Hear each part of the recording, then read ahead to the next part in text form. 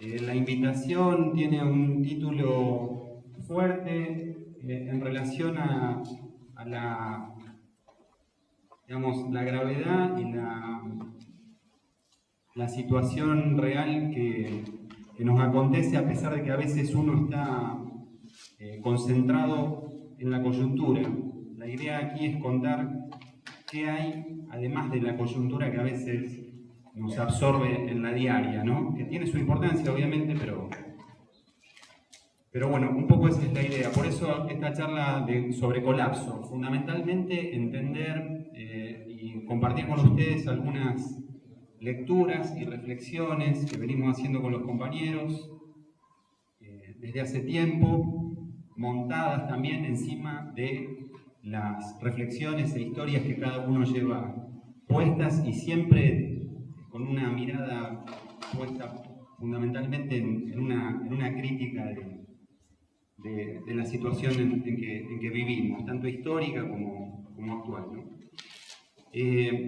Hay tres subtítulos, tienen que ver con cambio climático, con crisis energética y con esto del capitalismo terminal, con tratar de comprender en qué etapa actual está ese sistema del cual en general hablamos, pero por ahí no estamos siempre entendiendo de qué hablamos. La cita es acá en la UTN, un lugar que para mí es mi lugar de trabajo, y este trabajo lo compartimos con los compañeros que están aquí al lado mío. Aquí a mi derecha está Aníbal Arancibia, un compañero también docente de la Universidad Nacional de Rosario, de la Facultad de Ingeniería.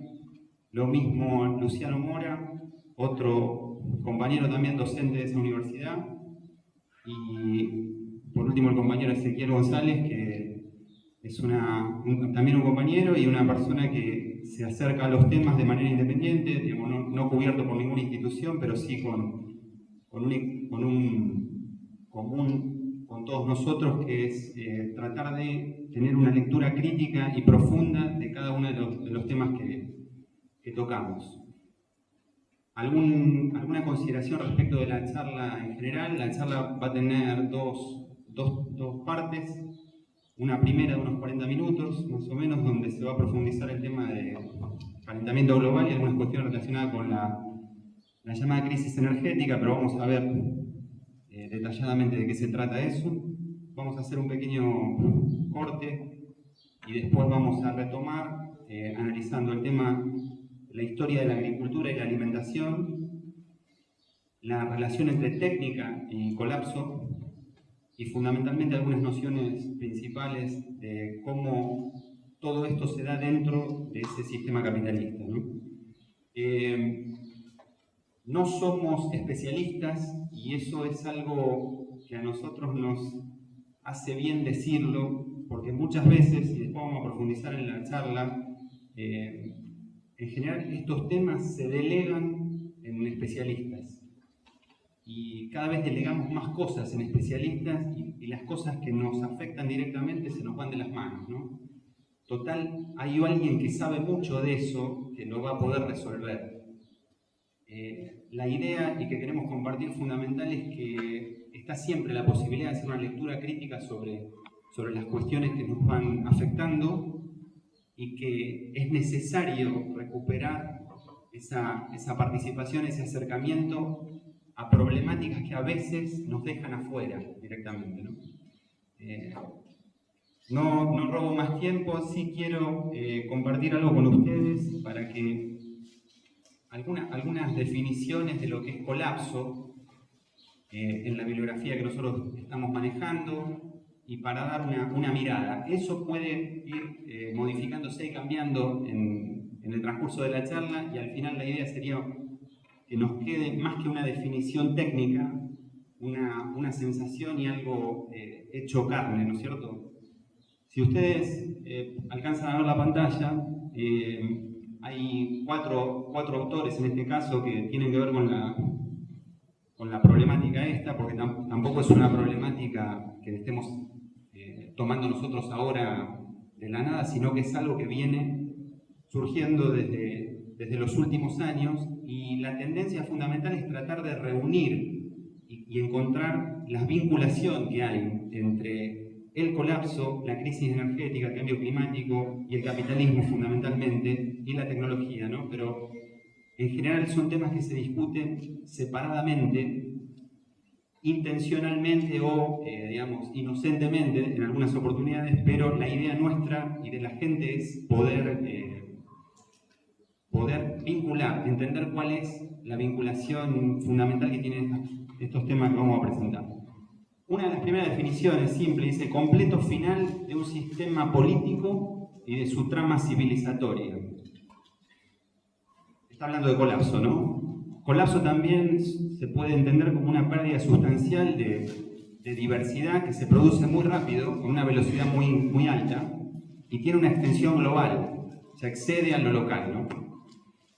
Otro autor, Jared Diamond, dice que es un retroceso drástico del tamaño de la población humana o de la complejidad política, económica y social en un área considerable y durante un tiempo prolongado. Fíjense que ahí está introduciendo tanto la dimensión temporal como la dimensión espacial. ¿Está? Es algo que ocupa o sea, que afecta a un área grande y la afecta en un tiempo muy breve. Y por último, una reflexión de Joseph Tainter, que es un escritor, después lo vamos a mencionar un poquito más, que tiene que ver con un libro que se escribió hace varios años que se llama El colapso de las sociedades complejas. Y él dice que una sociedad, ya hablando de sociedades en colapso, colapsa cuando muestra una rápida y significativa pérdida de un nivel establecido de complejidad sociopolítica. Es el primero que introduce el tema de la complejidad respecto de una problemática social. Por último, y antes de dejar la palabra de los compañeros, algunos conceptos que a veces se podrían asociar al tema del colapso, y uno de ellos es la crisis. Pero fíjense ahí en esa definición, buscamos una que sea bastante representativa, pero situación provisional que supone posible una recuperación, por cuanto tiene un relieve limitado. Cuando hablamos de colapso, en realidad estamos diciendo un cambio drástico, no hablamos de una posible recuperación con poca modificación de lo que había sucedido, ¿no? Entonces, nosotros la palabra crisis la tenemos más presente, pero en este caso no estamos hablando de una simple crisis, estamos hablando de algo de mayor potencia, ¿no? Hay una palabra que también va a resonar en esta charla, que es el tema de la persistencia. Dice, situación en virtud de la cual un estado estable tiende a mantenerse a pesar de estar sometido a perturbaciones. Los sistemas complejos, después vamos a charlar un poquitito más, en función de qué tanta vocación o capacidad de persistencia tengan, van a ser más o menos afectados respecto de esa perturbación. Y por último, un concepto que también es difundido a veces en varias ramas, que es el tema de resiliencia, que es la capacidad de un individuo, una comunidad o un sistema para adaptarse y preservar un nivel aceptable de funcionamiento, estructura e identidad. Vamos a entrar en estos temas un poquito más fuerte. La idea no es aprender nada de memoria, sino poder construir algo entre todos. Luego de esas dos partes en que se divide esta charla, proponemos una discusión abierta a preguntas, a comentarios, y bueno, esperemos que sea de su agrado y los motive o los entusiasme para pensar estos temas si ya no han arrancado con la profundidad que merecen. Gracias, buenas tardes por haber venido y ya le damos paso a Luciano Mora, que va a hacer la primera exposición sobre cambio climático. Muchas gracias.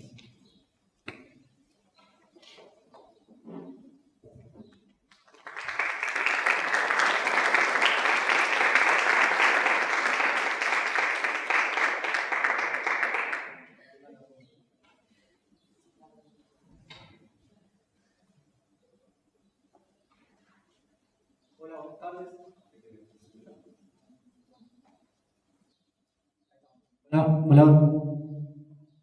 Hola. Ahora se escucha. Bien, buenas tardes. Vamos a arrancar con la primera arista que decidimos, por una cuestión de orden de la charla, poner, que es el cambio climático. Una de las tantas temáticas que queremos tocar de manera integrada e integral.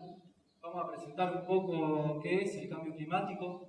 En definitiva, es un cambio en la distribución estadística de los patrones meteorológicos durante un periodo prolongado de tiempo. O sea, no es una variación estacional, sino que es una variación que dura décadas o cientos de años.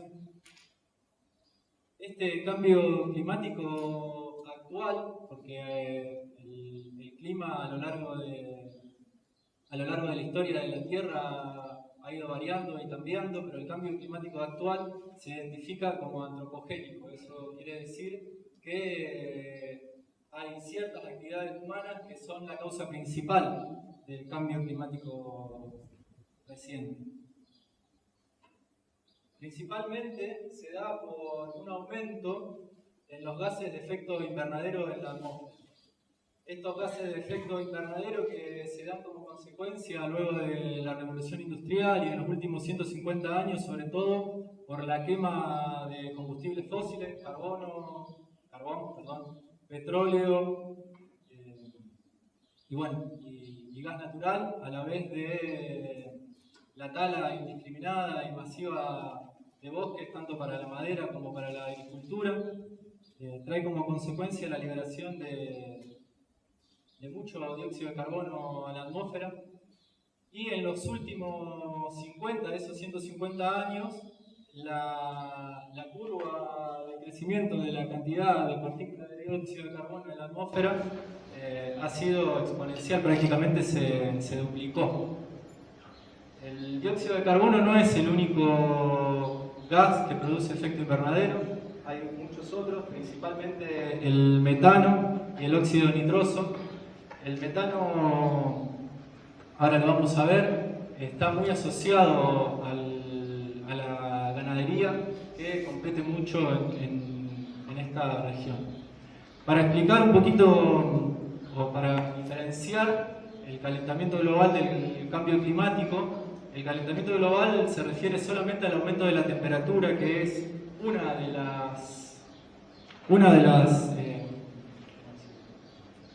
de los efectos del cambio climático, ¿sí? Pero no es el único efecto del cambio climático. También sequías, inundaciones, aumento del nivel del mar, son otros efectos sobre el clima que provoca esta alteración atmosférica actual.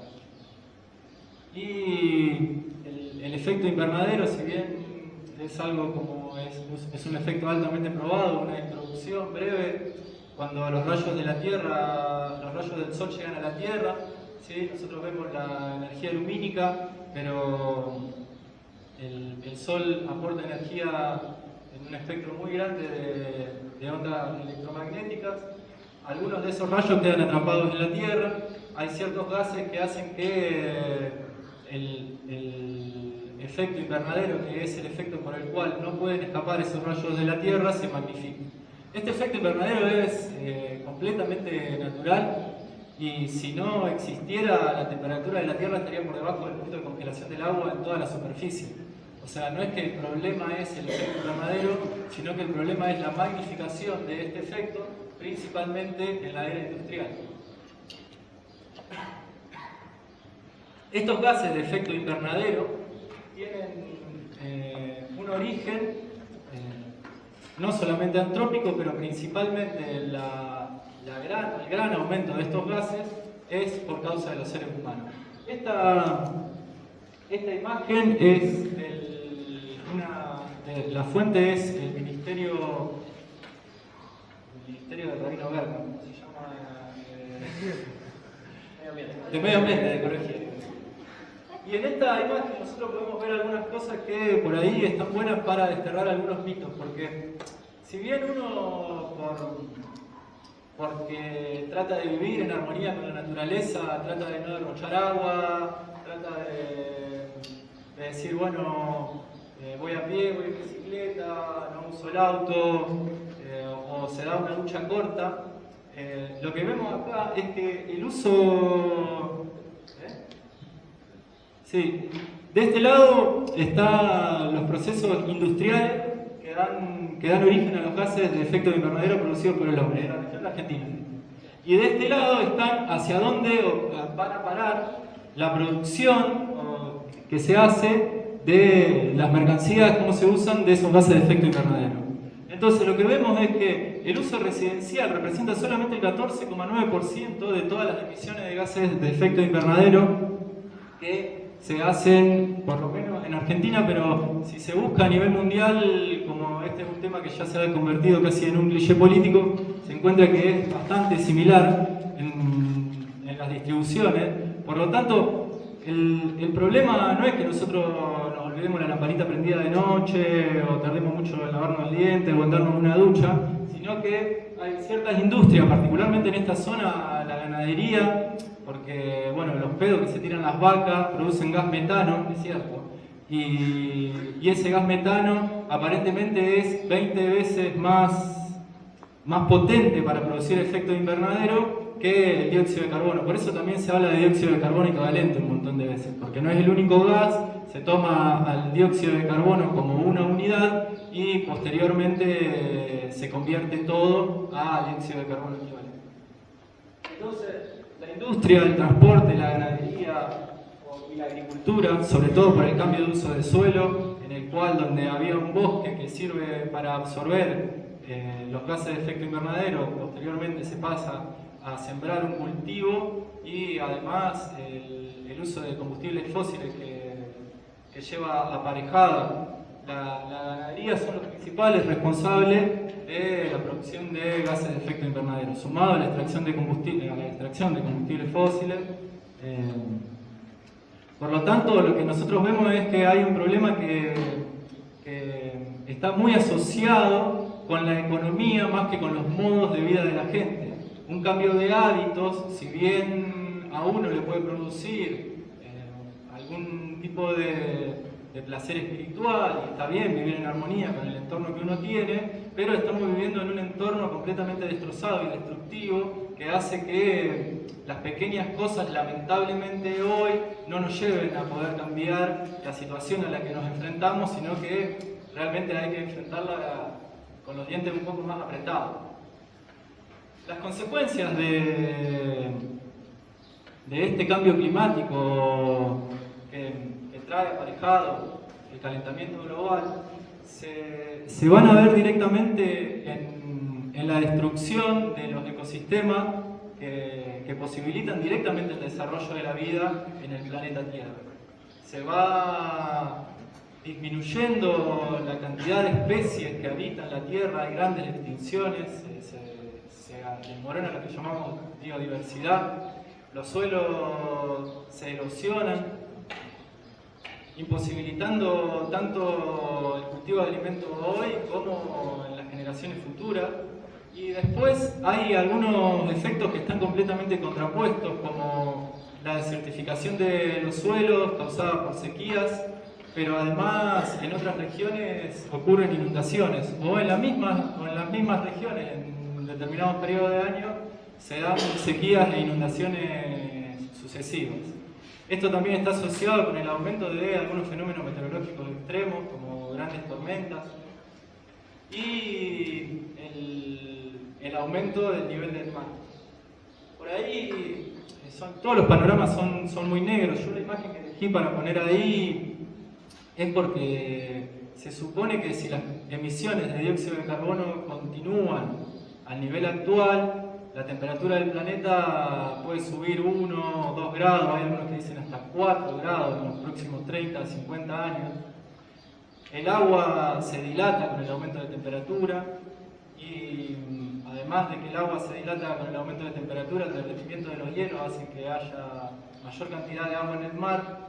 Entonces, este posible aumento del nivel del mar hace que muchas ciudades costeras puedan llegar a inundarse por muchos años. Yo por ahí la pregunta que me hago es si cuando 100, 200, 2000 personas se tratan de escapar del hambre en África y llegan a Europa y los tanos en la costa los esperan y los tiran del barco al agua, cómo el sistema está preparado, cómo reaccionaría el mundo a migraciones masivas de millones de personas porque sus hogares están inundados, o porque las zonas en las cuales cultivaban alimentos ya no pueden cultivar. Bueno, este panorama no lo hemos visto solamente nosotros, y el capital, de alguna manera, a través de su burocracia estatal y de sus gestionistas, ofrecen algunas respuestas. El Tratado de París,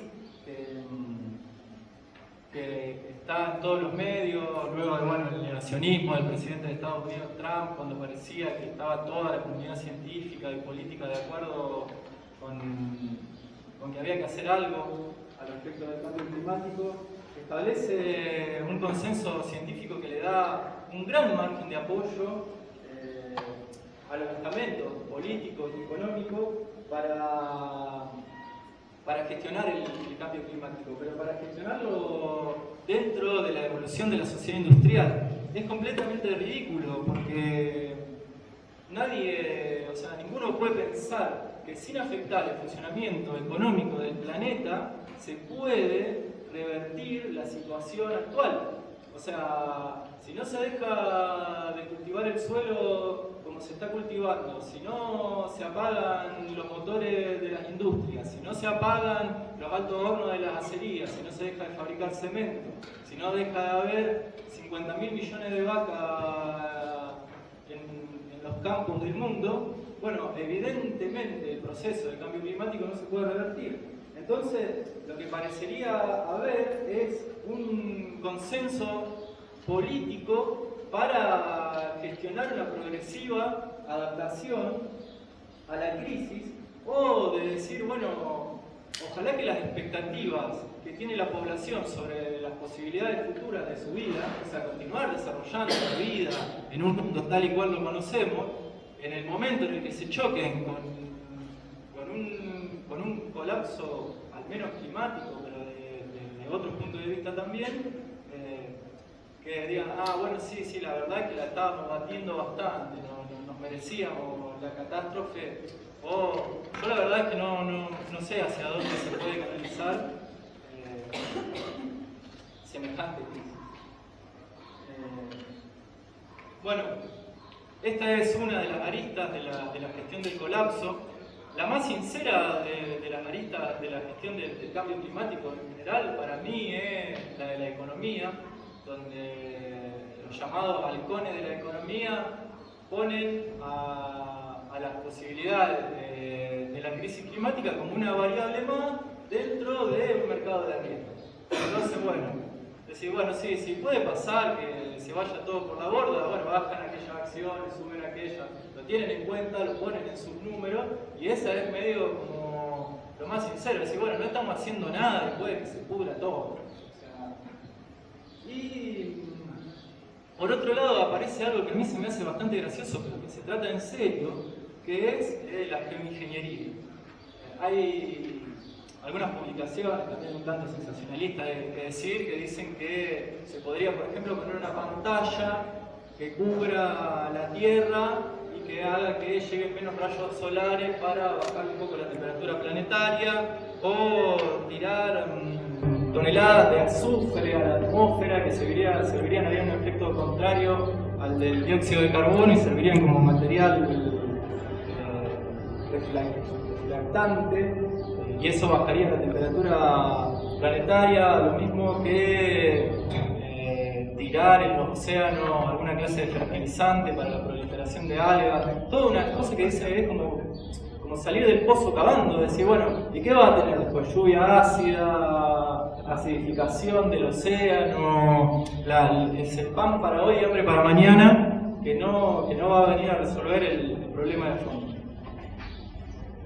Espero no haber ensombrecido mucho su tarde, pero la realidad es que esta cuestión amerita un debate, porque nosotros, mientras desarrollamos nuestra vida más o menos bien, como podemos o no, se desarrolla toda una serie toda una maquinaria que en definitiva empieza a encontrar ciertos límites de crecimiento, y esta es una de las aristas más preocupantes, y más allá de la banalización de los medios de comunicación, es más grave de lo que se cree el proceso de cambio climático.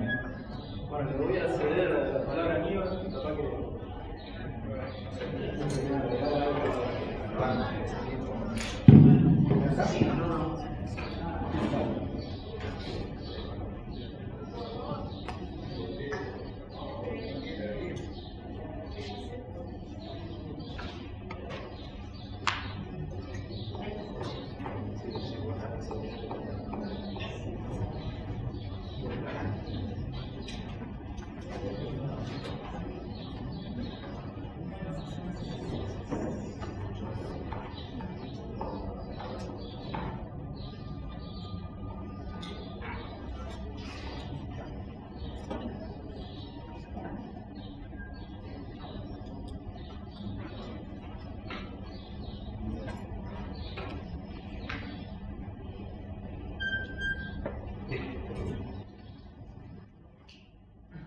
Bueno, gracias Lucho por ensombrecer nuestras tardes, y si no fue suficiente, ahora voy a intentar ensombrecerla un poquito más.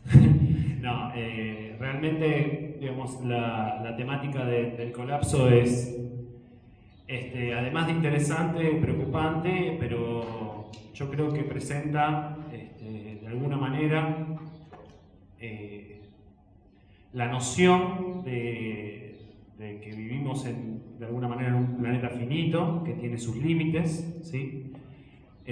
Alguno de los límites podrá ser ecológicos, como puede ser las consecuencias que son el cambio climático, la pérdida de biodiversidad, la contaminación del aire y las aguas.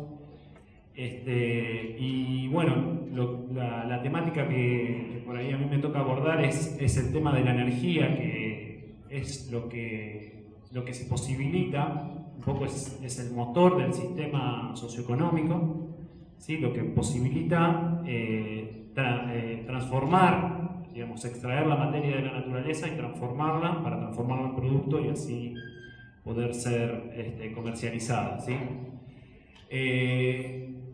Me parece, o sea, elegimos este tema también porque es no solo el motor, como decías antes, sino también la energía misma del sistema, digamos.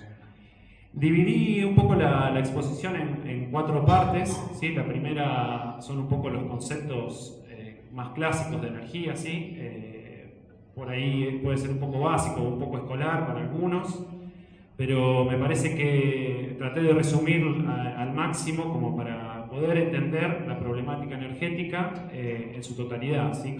Como presentaba al principio de Mariano, la problemática del colapso en cada uno de sus aristas y en sus relaciones también es una problemática compleja, y cada una de ellas también, o sea, la energía va a estar muy asociada con la problemática del cambio climático, y con mucho de la forma en la que tenemos nosotros de relacionarnos con el entorno y con nosotros mismos. Bien, para empezar un poco la parte conceptual, digamos, la primera. No dije cuáles eran las otras. Bueno, primero la parte conceptual, después vamos a ver un poco el diagnóstico de la situación actual, ¿sí? ¿Dónde estamos? De qué forma utilizamos hoy la energía, ¿sí? De qué fuentes nos nutrimos. Después voy a desarrollar un poco cuáles son las problemáticas de la situación actual, cuáles son las limitaciones, y por último presentar algunas propuestas que son justamente propuestas por las distintas actores, digamos, de la sociedad, sobre todo, digamos, son muy institucionales también, y también para exponer también sus principales limitaciones. Lamentablemente no vengo a traerles soluciones, sí a traer por ahí distintos abordajes de una problemática que, como ya dije, es compleja y que por lo menos entre todos podamos movilizarnos. Bien. primero, ¿qué es la energía? Digamos? O sea, la física la define como la capacidad de hacer trabajo, ¿sí? Más allá de la abstracción, ¿sí? Me interesa más resaltar para qué usamos nosotros la energía, ¿sí? Por ahí, si yo hago esta pregunta, muy probablemente se le venga alguna de esas imágenes, ¿sí? Sobre todo si le llegó la factura de la luz hace poco. Digamos, es un poco la forma en la que tenemos de interactuar con la energía, ¿sí? En nuestra vida cotidiana. Son los electrodomésticos, algunos funcionan con electricidad, otros con gas, otros con combustibles líquidos, como el automóvil, ¿sí? Me parece importante resaltar que detrás de todos esos productos, ¿sí? Hay toda una cantidad de energía que nosotros no vemos, ¿sí? Que sirve tanto para producir esos productos que se comercializan, como para extraer. Bueno, no me voy a detener en cada uno porque si no nos vamos a quedar acá 10 minutos y no vamos a seguir avanzando. Pero bueno, esbocé un poco en las imágenes las distintas caras, ¿sí? De la energía, sobre todo en la parte de la producción de alimentos, en la parte de extracción de minerales y de las materias primas, en la parte de la transformación, en la parte del transporte, y dejé ahí al final, que es un poco lo que nosotros vemos de toda esa industria, ¿sí? Que son los productos finales, la mercancía con la que se desarrolla, ¿sí? Bien, la energía, ¿sí? Desde la física por lo menos, se la analiza a través de las leyes de la termodinámica, ¿sí? Son leyes empíricas que demostraron, digamos, que siempre sucedieron así en la naturaleza, digamos, por observación. Son dos. La primera ley de la termodinámica dice que la energía no se crea ni se destruye, solo se transforma de una forma a la otra, ¿sí? En el caso del auto, que puede ser un poco escolar, pero para el caso sirve. Si nosotros introducimos, por ejemplo, 1 litro de combustible líquido, puede ser nafta o gasoil en el auto, ¿sí? Vemos que esa energía contenida al principio en estado químico, a través de la combustión, se transforma por un lado en la parte de energía térmica, que va a ser disipada al ambiente, y por otro lado en energía mecánica, ¿sí? Aproximadamente el 70% de energía térmica que se disipa y el 30% de energía mecánica. Una vez que nosotros recorrimos 15, 10 kilómetros con ese auto, ¿sí? Con ese litro de combustible, apretamos el freno y la energía que en ese momento se transformó en movimiento no es que haya desaparecido, sino que se fue disipando un poco con las moléculas de aire que fueron chocando con el auto, con el rozamiento en las distintas partes del rodamiento o en la pastilla de freno, ¿sí? O sea, la energía que en principio estaba contenida en ese litro de combustible, ya ahora se encuentra dispersa en un montón de moléculas de aire, ¿sí? Eso es un poco también lo que da pie al segundo principio de la termodinámica, que establece un poco que la energía va de zonas de concentración, ¿sí? A zonas de menos concentradas, ¿sí?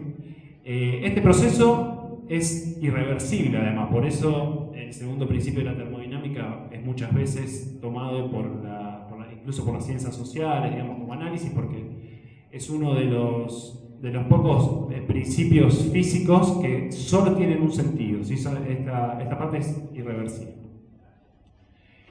Bien.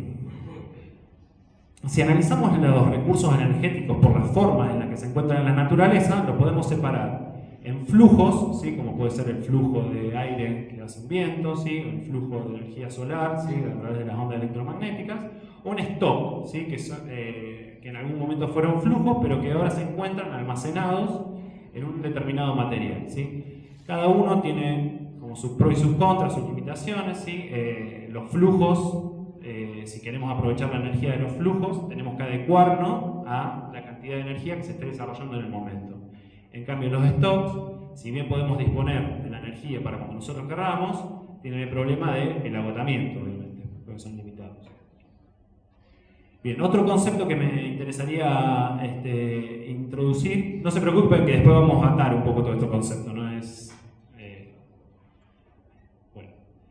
Es la tasa de retorno energético. El ejemplo ahí en la gráfica del árbol, creo que sirve también, es un poco escolar, pero sirve para demostrar un poco. Si nosotros quisiéramos alimentarnos, ¿no?, para también suplir nuestra energía del metabolismo necesaria, muy probablemente para alcanzar esa manzana, ¿sí?, tengamos que invertir primero parte de nuestra energía, ¿sí?, energía mecánica, que va a ser posible que alcancemos esa manzana, la comamos, la digiramos y luego aprovechemos esa energía, ¿sí?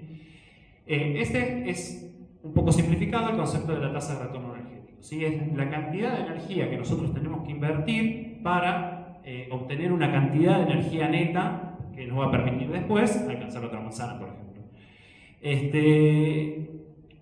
Este efecto, digamos, tiene, o sea, lo más común que suceda y lo que históricamente sucede es que, obviamente, las primeras manzanas que agarramos son las primeras, ¿sí?, que son las que tienen una tasa de retorno energético muy alta, ¿sí?, porque están al alcance de la mano. Ahora, cuando se empiezan a agotar las de tasa de retorno energética alta, ¿sí?, es necesario que empecemos a desarrollar estrategias como subirnos al árbol, asociarnos con un amigo y hacerle cuclillas como para que pueda subir, etcétera. Bueno, obviamente entonces esa tasa de retorno energético, cada vez necesito yo más energía para obtener la misma cantidad de energía, con lo cual va a tender a decrecer con el tiempo.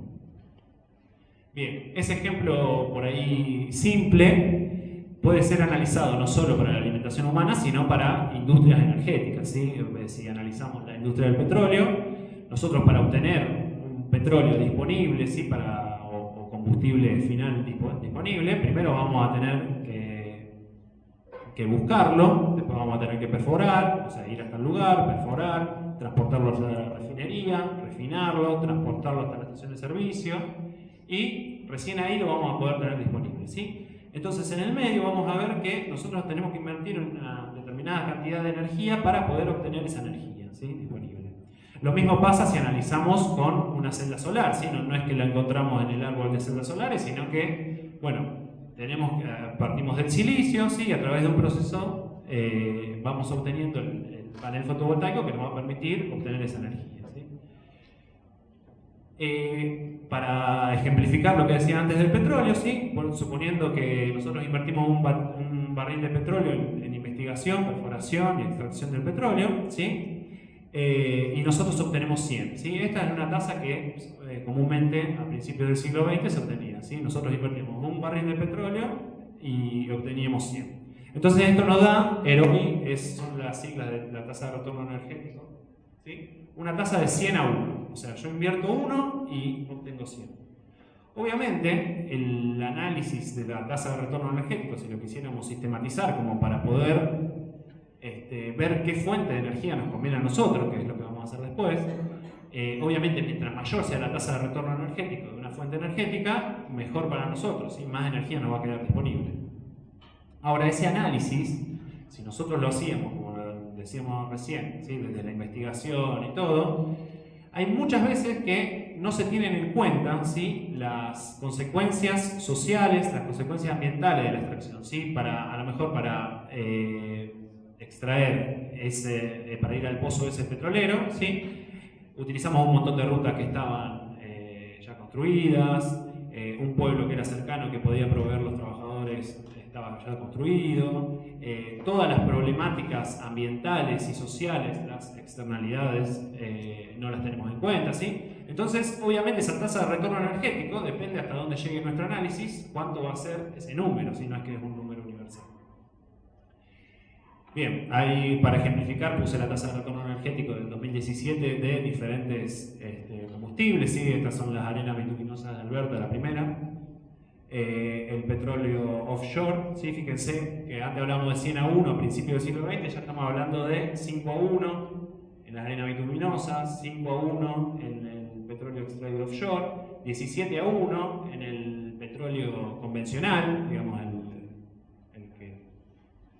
que antes estaba 100 a 1, ¿sí? Y los biocombustibles que muchas veces dan cercano a 1, muchas veces dan hasta negativo, ¿sí?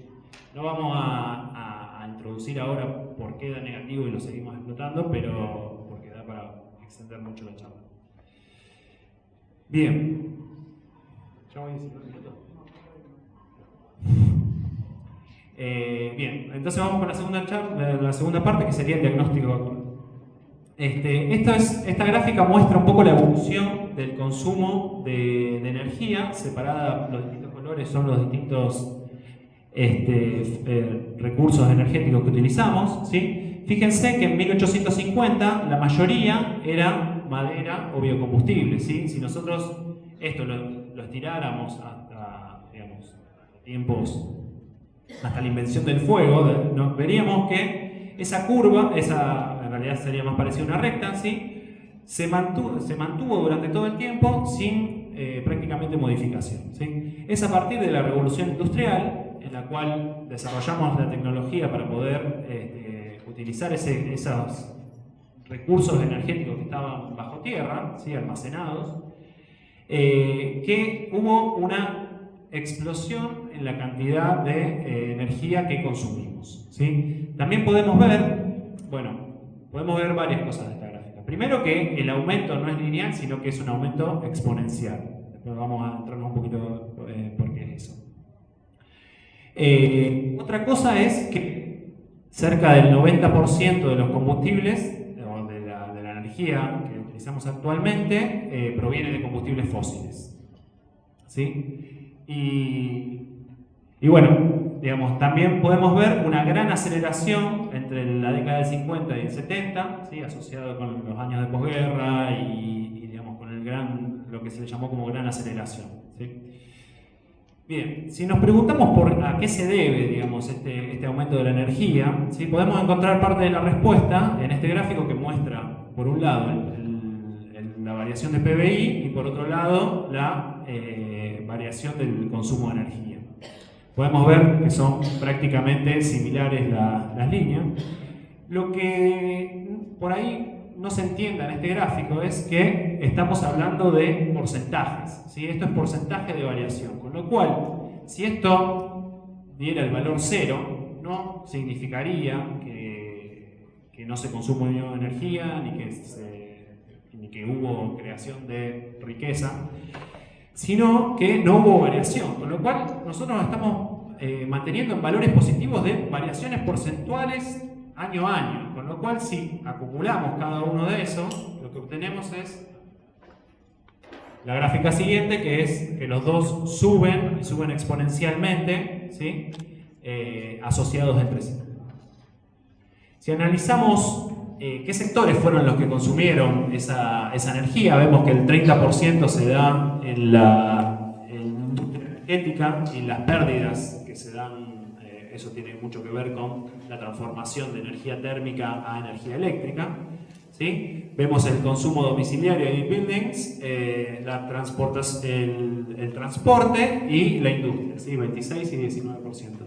Pero más allá de eso, la gráfica que está al lado nos demuestra un poco lo que hace es dividir entre la parte de la energía que fue consumida en forma de energía eléctrica y la parte que no, ¿sí? La parte que no puede haber sido consumida como energía térmica directamente en algún proceso industrial, o en el caso del transporte, fíjense que es el 99% de la energía, como combustible líquido directamente, ¿sí? Esto, yo quiero que se queden con este dato porque después lo vamos a retomar más adelante, ¿sí? Porque, bueno, es como...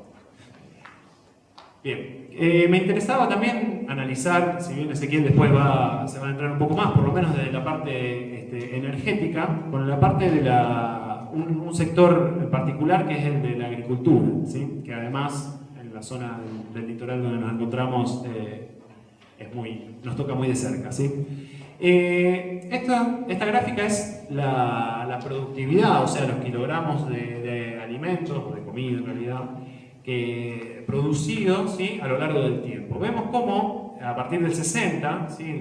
Donde se produce lo denominado como revolución verde, se produce un aumento en el rendimiento. Creo que esto es por ahí lo más publicitado de la revolución verde, ¿sí? Los grandes aumentos en el rinde por hectárea de los cultivos, ¿sí?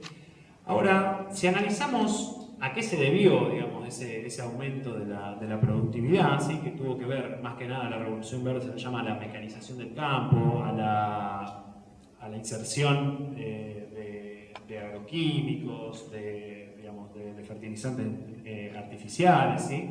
Eso fue un poco lo que produjo ese aumento en el rinde, y tiene mucho que ver con el aumento de la cantidad de energía que nosotros le estamos introduciendo, ¿sí? O sea, para los fertilizantes y a los agroquímicos hay que producirlos, ¿sí? Eso requiere energía.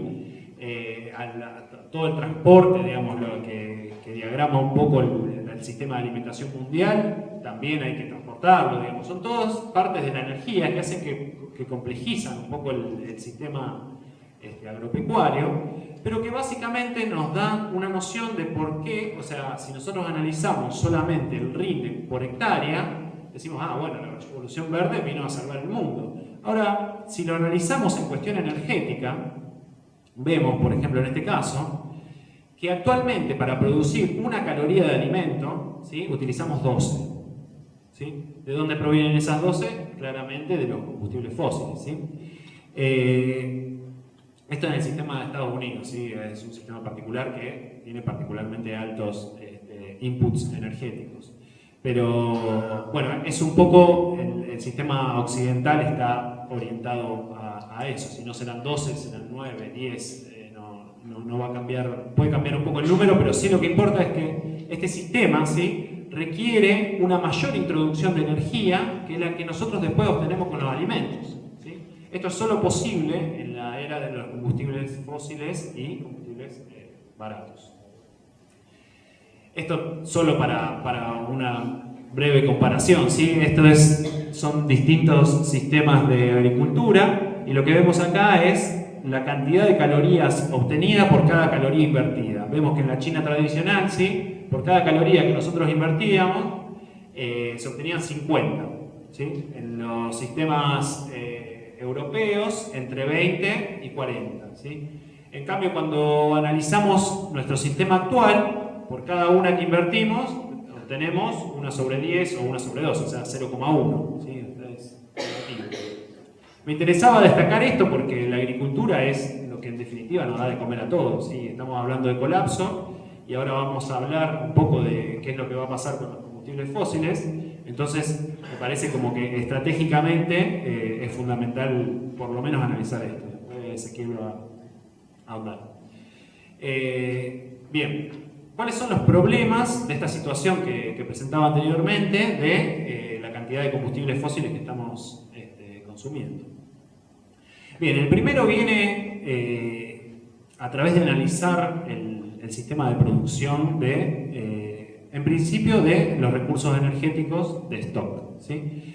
Hubert fue un geólogo estadounidense que trabajaba para una petrolera, y lo que él hizo fue, a través de la tasa de descubrimiento de los pozos petroleros, poder predecir cuál iba a ser la producción a futuro. Entonces, por un lado, desarrolló un poco la forma del pico de Hubert, que se llama así, es una forma parecida a la campana de Gauss, y lo que demuestra es que sumando todas las producciones de todos los picos de cada pozo particular, se obtiene esa curva. Y otra cosa que descubrió fue la relación temporal entre la tasa de descubrimientos y la tasa de producción. ¿Sí? Él estableció que en 40 años, ¿sí?, o sea, años más, años menos, dependiendo la forma de producción, ¿sí?, pero aproximadamente en 40 años iba a estar desfasada la tasa de descubrimiento de yacimientos petrolíficos con la tasa de producción de petróleo. ¿Sí? Bien, si analizamos el descubrimiento y la producción de petróleo actuales en el mundo, ¿sí?, vemos en azul, las barritas en azul son los descubrimientos de petróleo. ¿Sí? Esto es convencional, no estamos hablando de fracking todavía. Y en rojo vemos la producción. ¿Sí? La línea roja ahí muestra un poco la producción de petróleo, que coincide casi prácticamente con el consumo. Bueno, ahí vemos, creo que el gráfico un poco habla por sí solo, ¿sí? Hace desde el 1985, exceptuados algunos años, ¿sí?, que se viene consumiendo más de lo que se descubre. ¿Sí? Y esto que decía Hubert de los 40 años, se produjo cerca del 2000-2005, que fue también donde, bueno, varios países, sobre todo los principales petroleros, ¿sí?, anunciaron que llegaron a su pico de producción de petróleo. Con Con lo cual podemos proyectar que el futuro, ¿sí? Probablemente no tengamos disponible tanto petróleo como ahora.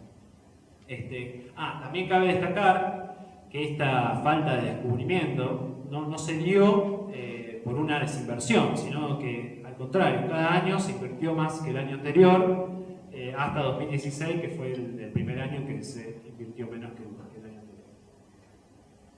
Bien, así como lo analizamos para el petróleo convencional, lo podemos analizar para las distintas fuentes de energía, ¿sí? Ahí está el carbón y el gas natural, ¿sí? En ninguno de los dos todavía se llegó al pico, pero se espera que se produzca en los próximos años, ¿sí? También lo podemos analizar para el uranio, que no deja de ser un material limitado, sino un recurso finito. Y también lo que se demostró después es que cualquier material finito que nosotros extraigamos de forma exponencial, como veíamos el consumo de energía, ¿sí? Iba a presentar esta forma de campana en la cual se produce cada vez más hasta que se llega al pico y luego cada año se produce menos que el año anterior, ¿sí? Mostré la del cobre, también quédense con este dato, ¿sí?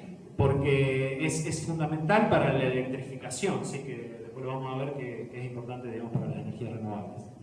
Y esto era un poco lo que decía antes, ¿sí? En azul lo que está es la cantidad de cobre que se extrajo y en rojo es los millones de dólares que se invirtió para extraer ese cobre. Eso es en Chile, ¿sí? Bien. Bueno, esto lo voy a pasar más o menos rápido, pero bueno. Básicamente, al llegar al límite de la producción de petróleo convencional, ¿sí? Lo que se intenta hacer es extraer combustibles no convencionales, ¿sí? Como el yacimiento de Vaca Muerta, acá, que es de extracción de fracking, las arenas bituminosas, que son muy importantes, digamos, en Canadá. Entonces, lo que hace es compensarse esa reducción de la producción del petróleo convencional con el no convencional. Obviamente, cuando hablamos de petróleo no convencional o de arenas bituminosas, estamos hablando de esto, ¿sí? O sea, las arenas bituminosas son esas, son arenas un poco sucias que después de un montón de procesamiento, de proceso, obtenemos petróleo y la arena. Obviamente, esos procesamientos requieren un montón de energía y es por eso que las arenas bituminosas que vimos antes tienen una tasa de retorno energético tan baja. ¿Sí? Bueno, y este, por ejemplo, es el petróleo extra pesado de Venezuela, también, digamos, o sea, vamos a necesitar, o sea, no podemos meterle eso directamente al auto, ni mucho menos, ¿sí? Necesitamos un montón de energía, un montón de procesos para poder utilizar esa energía. Esto un poco viene a colación, lo de los combustibles líquidos, cuando veíamos lo del transporte, ¿sí? Que el 99% de la energía del transporte venía del uso directo y no de energía eléctrica, ¿sí?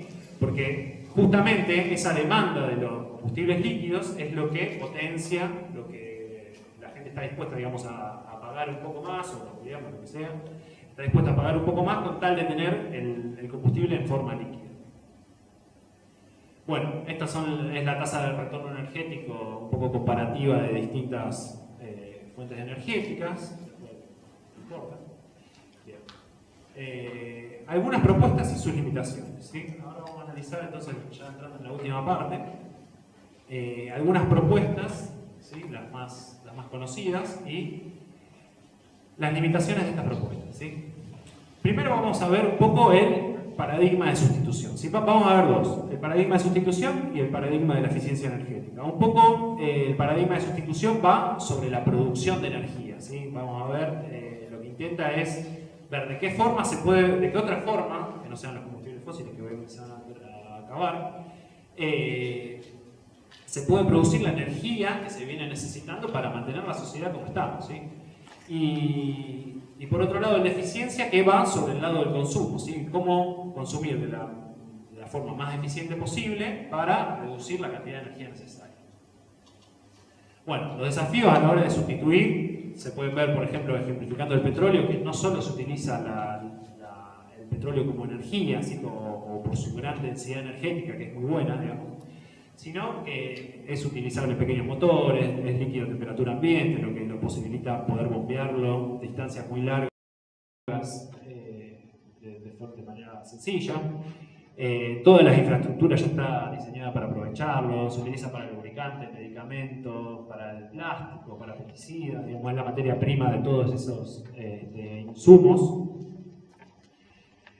O sea que a la hora de sustituir el petróleo no solo necesitaríamos sustituir su gran densidad energética o sus propiedades energéticas, sino que también todos los otros usos, ¿sí? Y por ahí cuando decía lo de la tasa de retorno energético y la densidad energética, son en definitiva criterios de comparación para poder comparar dos recursos energéticos distintos, ¿sí? Obviamente mientras mayor sea la tasa de retorno energético, más viable es explotar un determinado recurso energético. La densidad energética, ahora lo vamos a ver más o menos rápido, pero nos dice un poco de cuánto volumen o cuánta masa ocupa o pesa por cada unidad energética un determinado recurso energético. Por ejemplo, acá tenemos la densidad volumétrica en el eje Y y la densidad gravimétrica en el eje X, ¿sí? O sea, mientras más lejos estemos del eje X, mientras más arriba estemos, ¿sí?, menos volumen va a ocupar por unidad energética un determinado recurso, ¿sí? Mientras más lejos estemos del eje Y, ¿sí?, más liviano va a ser este recurso, ¿sí? Esto es importante cuando pensamos, fíjense que no en vano el diésel, digamos, los combustibles que son para transporte, ¿sí?, son los que mayor densidad volumétrica tienen, ¿sí?, porque en un tanque de 50 litros está la cantidad de energía necesaria para ir de acá a Córdoba, 500 kilómetros, ¿sí? Es una gran cantidad de energía la que cabe en un lugar bastante pequeño, ¿sí? Eso es un poco lo que es la densidad energética. La fiabilidad o intermitencia, ¿sí?, cuando hablamos cuando queremos comparar dos recursos, ¿sí?, si queremos comparar, por ejemplo, la energía solar con el del petróleo o de cualquiera de combustibles fósiles, ¿sí?, la energía solar es un flujo, con lo cual va a estar cambiando minuto a minuto la cantidad de energía que nosotros podamos utilizar. En cambio, lo que tenemos en stock, nosotros lo usamos como nosotros querramos, en la cantidad que querramos o que nos dé el equipo para utilizarlo, ¿sí? Eso es un poco la fiabilidad con la intermitencia. El costo monetario directo, bueno, la cuestión económica siempre, digamos, para comparar cuánto cuesta la generación de energía de uno u otro recurso. La dependencia de otros recursos. Recién mencionamos energía solar. Sí, energía solar, por lo menos la fotovoltaica, produce energía eléctrica, ¿sí? Si nosotros queremos transportar la energía eléctrica, necesitamos una red de distribución eléctrica, ¿sí? Para eso vamos a necesitar cables más gruesos, más cables, ¿sí?, con lo cual vamos a necesitar cobre, aluminio, lo que sea, pero ya vimos que cualquier material que nosotros explotemos de forma exponencial, que es lo que demanda el crecimiento que venimos sosteniendo, evidente, en algún momento se acaba, ¿sí? Bien, eso es la dependencia de otros recursos, la capacidad de renovación, ¿sí?, la biomasa, obviamente si utilizamos la leña de un bosque va a depender su capacidad, ¿sí?, para utilizarlo de forma renovable, la capacidad de renovación que tenga. El tamaño de potencial, el tamaño potencial o escala de contribución, habla un poco de cuánto es realmente lo que puede llegar a aportar un sistema energético. Los impactos ambientales, obviamente, digamos, o sea, hay que poner en la balanza también los impactos ambientales que genera uno u otro recurso energético, ¿sí? Y la localización del recurso o transportabilidad, que también está asociado a cuán fácil es, digamos. Lo más común es que los recursos energéticos se encuentren alejados, ¿sí?, en zonas geográficas alejadas de las zonas de concentración urbana. Por ejemplo, no sé, en los desiertos no hay grandes concentraciones de urbe y es donde el mayor potencial solar está. Cerca de, no sé, podemos pensar en la Patagonia, que tiene un gran potencial de recurso eólico, y sin embargo no hay grandes urbes, ¿sí?, de los del sur. Los centros de consumo, sí, están en la zona del litoral, sí, alejados. O sea que cuando pensamos en estos sistemas energéticos a escala global, ¿sí?, tenemos que pensar que hay que llevar donde está su mayor potencial hasta las zonas de consumo. Bien, entonces no es simplemente cambiar un enchufe, ¿sí? Apagar la central termoeléctrica, ¿sí? Y enchufarlo en el panel solar, ¿sí? Para comparar seriamente dos recursos energéticos necesitamos tener todas estas dimensiones, ¿sí? Bueno, lo que hablaba un poco de intermitencia, este paradigmático un poco el caso de Alemania. En celestito lo que se ve ahí es la energía producida por el viento, lo rojo la energía producida por el sol, ¿sí?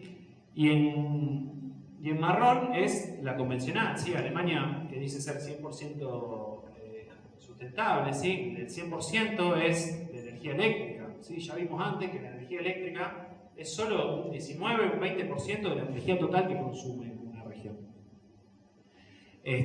Bueno, entonces podemos ver que en los momentos picos, ¿sí? Y es un poco complejo. Los picos rojos de acá son las importaciones, ¿sí? Se puede ver como en los momentos picos, en los cuales ni la energía convencional ni la energía renovable alcanza a generar para producir la cantidad de energía necesaria. Los rojos son las importaciones, ¿sí? Lo importa Francia, que tiene la mayoría de energía nuclear. Entonces, como que hay que perder un poco o ser un poco más escépticos de las noticias marketineras de energía que abundan, ¿sí? De 100% sustentable, ¿sí? Hay que analizar un poco más en detalle porque es un tema complejo, ¿sí? La intermitencia, obviamente, se puede compensar poniendo una capacidad instalada mayor, ¿sí? Si yo necesito 100, pondré, por ejemplo, no vamos a entrar con eso, pero si yo necesito 100, a lo mejor tendré que poner 200 o 300 gigawatts, digamos, la cantidad de potencia mayor para que cuando se nuble o cuando deje de soplar el viento, ¿sí? Poder compensar con zonas que estén en otros lugares, poder hibridar los sistemas, ¿sí? La zona, el almacenamiento, que es caro, digamos, ahí, esta es una de las formas de almacenamiento más económico a gran escala, así que es bombear agua. O sea, las represas que funcionan generalmente con la caída de agua, lo que hacen es a la noche, cuando el viento sopla, bombearla hacia arriba de nuevo para después cuando la necesiten, volverla a dejar pasar, ¿sí? Es una de las estrategias. Bien. Pero es fundamental cuando hablamos de energías renovables, ¿sí?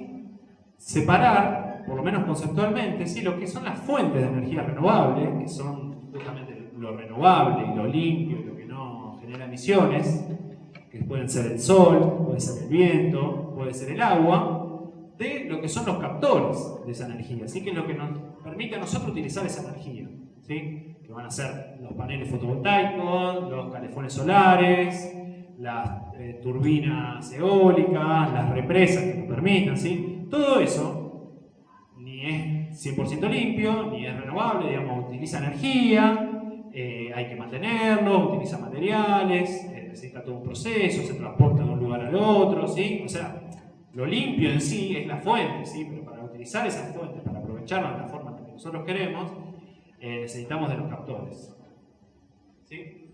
Esto es un ejemplo de los materiales necesarios para construir una turbina eléctrica, ¿sí?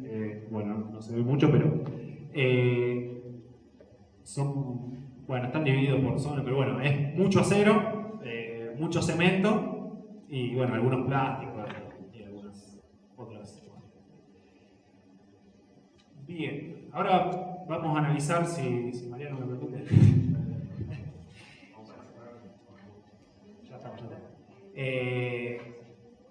Bien, vamos a analizar un poquito, por lo menos, las energías renovables de mayor difusión, ¿sí? Las más importantes y sus principales limitaciones o características, ¿sí? Esto era un poco lo que decía antes, ¿sí? La energía eléctrica mundial son el 21%. Si vemos ahí en la contribución a la energía, que bueno, es un 9%, bastante, digamos, está tomando en cuenta el total de la energía hidráulica, que bueno, es polémico. Bueno, renovable es polémico si es sustentable o no, ¿sí? Vemos que la biomasa, ¿sí? y lo geotérmico, que suman entre los dos un 6%, ¿sí? No, 53%, podría ser utilizada para aquellos procesos que antes veíamos que se utilizan la energía térmica de forma directa, ¿sí? Y no la energía, no se trata de transformar en energía eléctrica. Ahora, cuando hablamos de energía hidráulica, cuando hablamos del viento o del solar, sobre todo fotovoltaico, ¿sí? Estamos hablando de recursos energéticos que generan electricidad, ¿sí? Con lo cual, antes de pensar esa transición, ¿sí? a esas fuentes de energía, tenemos que pensar que la cantidad de energía que se consume como electricidad es solo el 20%. ¿Sí? O sea, se tendrían que electrificar todos los procesos industriales, con los problemas que eso podría acarrear, sobre todo en el caso de la producción de acero, en la producción de cemento, que se necesitan altas temperaturas, una alta cantidad de energía concentrada. Si eso realmente se podría electrificar de todo, ¿cómo podría ser? ¿Sí? Y bueno, las renovables también tienen sus limitaciones. Bien, la energía de la biomasa puede ser con leña, ¿sí? Utilizando la leña directa, renovable. Puede ser a través de biogás, ¿sí? Con algún desecho de alguna industria, digamos, que sea orgánico, puede hacer gas metano. O puede ser los biocombustibles, como vimos antes, los biocombustibles, o sea, cultivar un cultivo, valga la redundancia, para utilizarlo como energía. Primero, tiene toda una lista social que en la tierra donde está, en cambio de cultivar alimentos, está cultivando energía para la producción industrial o de transporte. Bueno, es otra polémica, así que me parece interesante darla. Pero además, en la forma que tenemos ahora de producir los alimentos, la tasa de retorno energético es o cercana a 1 o negativa en algunos casos, ¿sí? Solo se justifica la creación de eso es para obtener el combustible como líquido, que ya vimos que muchas veces muy necesitado, sobre todo por la parte del transporte. Pero bueno, es una de las limitaciones, ¿sí? La energía hidráulica es un poco la más desarrollada, sobre todo por la tasa de retorno energética tan alta que tiene, ¿sí? Pero bueno, también tenemos que pensar que tiene un impacto ambiental, social muy grande, inundar grandes zonas de agua, ¿sí? Donde probablemente antes era bosque, ¿sí? Para la utilización energética. Y además tenemos que pensar que gran parte, justamente esta viabilidad económica y energética que tiene la represa, hizo que se construyeran muchos, y hoy en día depende del estudio, pero parte del 50% de la capacidad o del potencial de energía hidráulica, ¿sí? Ya está construida la represa, con lo cual pensar, o sea, el crecimiento que puede llegar a tener esto, o el potencial es limitado.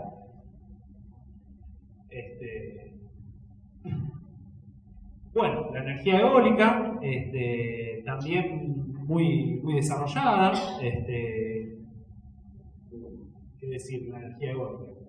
Es, sobre todo en los grandes generadores, ya llegó un poco a la curva de aprendizaje, que se le llama cuando se empieza a utilizar una tecnología, ¿sí? Como tiene una tasa de retorno energético bastante alta, ¿sí? Se implementó bastante, pero llegó, digamos, un poco a su límite en cuanto a la eficiencia de los generadores. Pero bueno. Bien, la energía solar se puede aprovechar la energía solar térmica de forma directa, ¿sí? La energía solar térmica puede ser concentrada o sin concentración. La concentrada sirve sobre todo para la generación de energía eléctrica, igual que la fotovoltaica, que es un poco la más publicitada, ¿sí? La que se obtiene directamente energía eléctrica, pero tiene un rendimiento de un 14-15%, ¿sí? La térmica tiene un rendimiento muchísimo mayor. Pero bueno, tenemos un poco, sobre todo cuando pensamos a gran escala, la limitación que tiene la energía térmica de concentración es que, primero, el mayor potencial, como decía antes, está en los desiertos, que es, primero, de más tierra buena. Esto depende de que tiene que estar limpio todo el tiempo para que pueda reflejar. Después, que es donde menos agua tenemos disponible, ¿sí? Si estamos pensando en un sistema de vapor para generar energía, necesitamos agua, ¿sí? Y después que hay que transportar toda esa energía generada, de nuevo caemos en el mismo problema, hasta las zonas de consumo. ¿Sí? Son un poco las limitaciones. Bueno, y otras renovables hay por doquier. Esas son un poco las que tuvieron más éxito por la tasa de retorno energético que las hizo viable y por ende económico. Bueno, ahí un poco es una comparación esta gráfica, ¿sí? En rojo tenemos la tasa de retorno energético, ¿sí? De cada una de las fuentes, y luego si son renovables o no, si son fáciles de almacenar o no, si son intermitentes o no, un poco todos los, como para poner en un plano, ¿sí? Las distintas dimensiones que tenía antes, que lo mencionábamos antes, de las características que tenemos que tener en cuenta a la hora de comparar los recursos. Ya terminando, ahora sería la hora del paradigma de la eficiencia, ¿sí? Esto se le hace también mucho marketing, mucha publicidad, ¿sí? Tenemos que entender que la eficiencia también tiene sus límites en la paradoja de Jevons. Jevons en 1800, a mediados de 1800, estableció su paradoja, que fue analizando el carbón. Lo que él dijo un poco fue que al aumentar la eficiencia, ¿sí? de una máquina o de lo que sea, digamos, del aprovechamiento de un determinado recurso energético, lo que termina sucediendo es que, por un lado, la cantidad de gente que utilizaba eso, digamos, o sea, eso hace viable un montón de procesos, ¿sí? Que antes no eran viables por los costes económicos, ¿sí? Al ser más eficiente, baja el costo de esa energía. Y lo que termina pasando es que en realidad el consumo total de energía de ese recurso energético sube, ¿sí? O sea, paradigmáticamente, al aumentar la eficiencia, se aumenta la cantidad de personas que lo usan, o el tiempo que se usa, o la cantidad de procesos, o no sé si pensamos en el auto, digamos, si un auto es ecológico, ¿por qué no tenerlo todos? Digamos, o sea, ese aumento de la eficiencia lo que termina redundando es en un aumento del consumo, digamos, paradigmáticamente. Y para ya finalizar, digamos, es un caso que estudió un matemático, que se llama la energía a escala galáctica. ¿Sí? Y es un ejercicio que motivado un poco por la frase que dice que la energía que llega a la Tierra en una hora, ¿sí? Es la necesaria para que se consuma en un año. ¿Sí? O sea, alcanza a abastecer un año todo, digamos, el ritmo actual. ¿Sí? Entonces, el matemático hizo honor a su profesión y dijo, bueno, supongamos entonces que el PBI crece un 3%, que es lo que se supone una economía saludable, ¿sí? Por lo tanto, el consumo energético también va a crecer en igual medida, pero dice, bueno, no, 3% es medio difícil, vamos a hacerlo un 2,3, o sea, más bajo, con tal de que, para simplificar el cálculo, o sea, se multiplica por 10 cada 100 años, la economía y la energía. Tomamos como parámetro inicial un rendimiento de los paneles solares, como decíamos antes, del 15%, y lo que dice es, bueno, pongamos toda la parte terrestre del planeta Tierra, la llenamos con paneles solares. Bien, dice, bueno, entonces, con ese crecimiento, ¿sí? De la cantidad de energía consumida, ¿en qué momento llegaríamos a alcanzar con estos parámetros esa cantidad de energía? ¿Sí? Y lo que determina es en 400 años. O sea, en 400 años estaríamos consumiendo, al ritmo de crecimiento actual, la cantidad de energía que llega a la parte terrestre, ¿sí? en el mismo tiempo. ¿Sí? Y bueno, dice, bueno, pero ya que es un cálculo matemático que no le molesta a nadie, dice, ¿por qué no ir un poquito más allá? ¿Para qué limitarnos a la Tierra? O sea, vamos a rodear el Sol con paneles solares. Y además, supongamos que ya en los 400 años, cuando llegamos a ese nivel, el primer principio de la termodinámica no rige más sobre la Tierra y vamos a obtener paneles solares 100% eficientes. ¿Sí?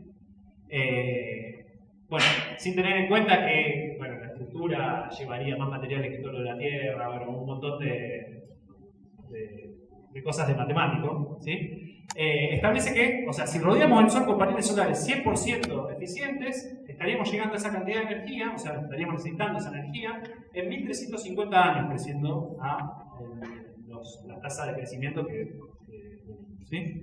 Y bueno, como es matemático, ya lo dije, y le gusta jugar con los números, dice, bueno, el Sol no es la única estrella, ¿sí? En la Vía Láctea hay alrededor de 300.000 millones de estrellas, llenemos todas con paneles solares 100% eficientes, ¿sí? Y determina que en 2400 años, ¿sí?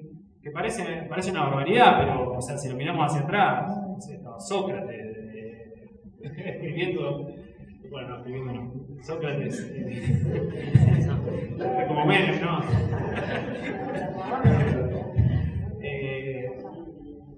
¿Sí? O sea, en 2450 años estaríamos utilizando la cantidad de energía de toda la galaxia, ¿sí? Y un poco cierro con esto, porque me gusta, más allá como yo soy ingeniero y me rodeo de muchos ingenieros y nos gusta el regodeo de la tecnología, de la técnica y todo eso, y siempre uno tiende a pensar en las problemáticas, sobre todo energéticas, así con con esperanza, y también un poco influenciado por los medios, ¿sí? que todo el tiempo sacan información de que, bueno, los científicos están trabajando y que salió esta nueva energía y que esto es más eficiente, que sí, que puede ser cierto, ¿sí? Pero la realidad es que lo que no funciona no se puede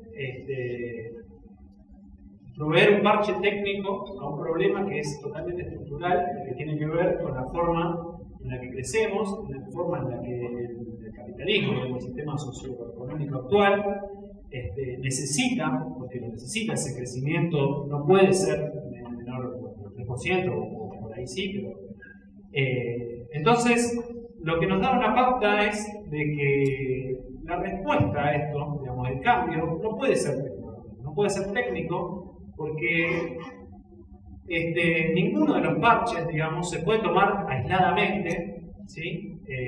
Ya que el problema es estructural, ¿sí? Entonces, la solución a este problema tiene que ser sí o sí de carácter social, sí o sí tiene que ver con los vínculos que tenemos nosotros con la naturaleza y entre nosotros, ¿sí? Que yo creo que el capitalismo un poco más que imponer el crecimiento, creo que lo más grave que tiene es esa capacidad de aislación, de individualización, y creo que eso es lo más desafiante para romper, digamos, en este momento, digamos. Y que creo que puede ser un poco lo único que haga frente al colapso que, o por cambio climático o por la crisis energética, en algún momento se va a dar si seguimos así como seguimos. Bueno.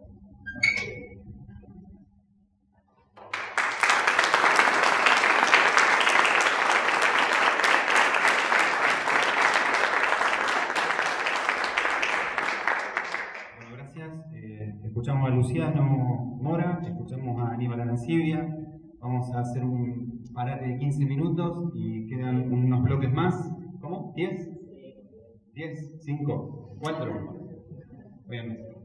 10 minutos y vamos con los 3 bloques que están quedando, más sintéticos y que tienen que ver con esto que dijo Aníbal al final, que es más cómo llegamos a esto y cómo pensamos nosotros como especie esta situación que los compañeros han puesto de relevancia. Gracias.